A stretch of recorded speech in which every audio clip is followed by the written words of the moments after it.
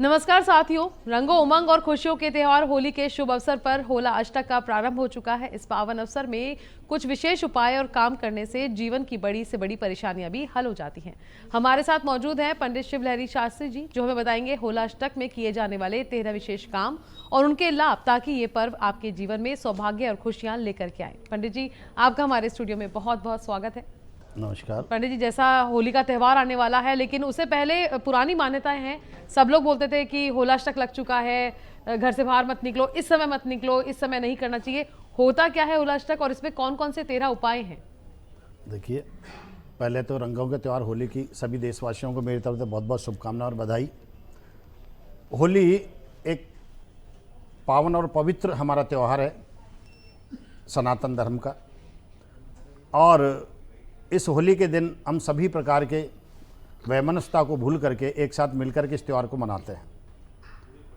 लेकिन होली के त्यौहार जो मनाते हैं, इस वर्ष होली 2 मार्च 2026 सोमवार को मनाई जाएगी।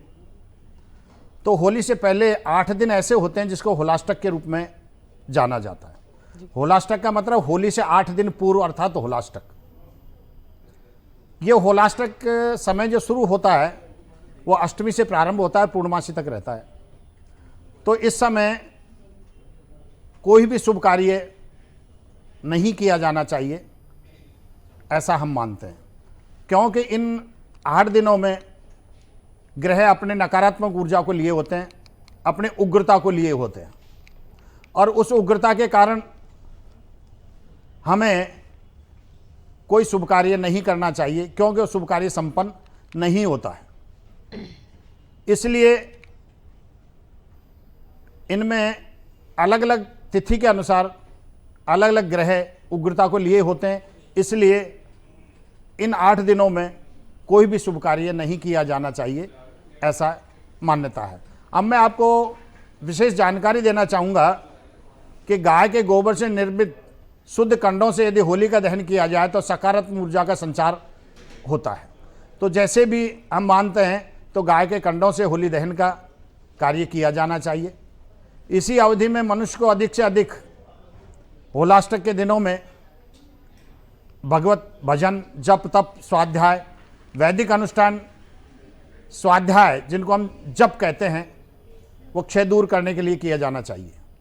ठीक इसी तरीके से इन दिनों में यदि शरीर के कोई असाध्य रोग है जिसका उपचार कहीं सुलभ नहीं हो रहा है, तो उनको चाहिए इन दिनों में शिव जी की पूजा करें, वैदिक ब्राह्मणों के द्वारा महामृत्युंजय का जाप या अनुष्ठान कराएं, तो उनको बड़ा लाभ मिलेगा। बाद में गूगल से हवन कराएं, तो इन दिनों में ऐसा प्रयोग करने से उनको लाभ मिलेगा। ठीक इसी तरीके से भगवान लड्डू गोपाल की पूजा करें, संतान गोपाल मंत्र का जाप करें, गोपाल सहस्त्र नाम का पाठ करने से इन दिनों में अत्यधिक लाभ मिलता है। जो और दिन करते हैं उससे डबल नाम मिलेगा। और शुद्ध देसी घी के फिर हवन करवाएं। संतान प्राप्ति के लिए ये बहुत अच्छा प्रयोग है। और ये होलाष्टक के समय में लक्ष्मी प्राप्ति के लिए या ऋण मुक्ति के लिए श्री सूक्त, मंगल, ऋण मोचन स्तोत्र का पाठ किया जाना चाहिए। जिनके कर्जा ज़्यादा बढ़ गया है, ये कर्जे से परेशान हैं, उन लोगों को ये प्रयोग इन दिनों में अवश्य करना चाहिए। इसी के साथ आप कमल गट्टे और साबूदाने की खीर बना करके हवन करें, जिससे लक्ष्मी की प्राप्ति होगी। और विजय प्राप्ति के लिए आदित्य हृदय स्तोत्र का पाठ करें, सुंदरकांड या बगलामुखी माता का पाठ करें, जिसके करने से आपके घर में सुख, शांति, समृद्धि, वंश वृद्धि बनी रहेगी, आपको लाभ मिलेगा।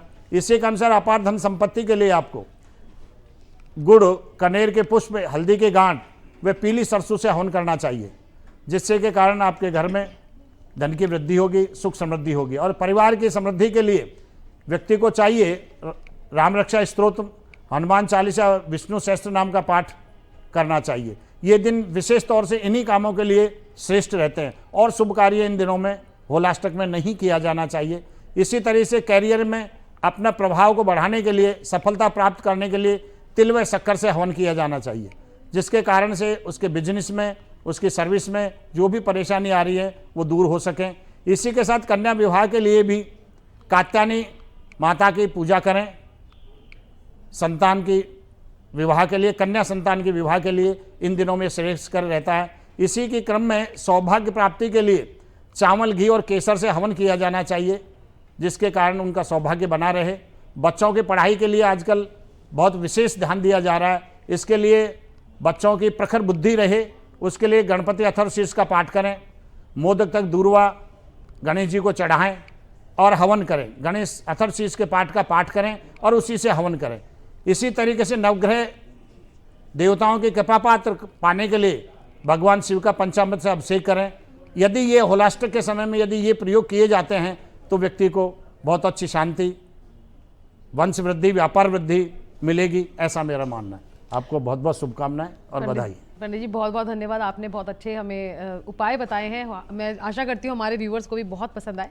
इस प्रकार हमने आज जाना है कि होलाष्टक में किए जाने वाले 13 विशेष काम कैसे हमारी बड़ी से बड़ी परेशानी का समाधान कर सकते हैं और जीवन में खुशियां और सौभाग्य ला सकते हैं। आइए इस होली पर इन उपायों को अपनाएं और अपने जीवन को रंगों, प्रेम और समृद्धि से भर दें।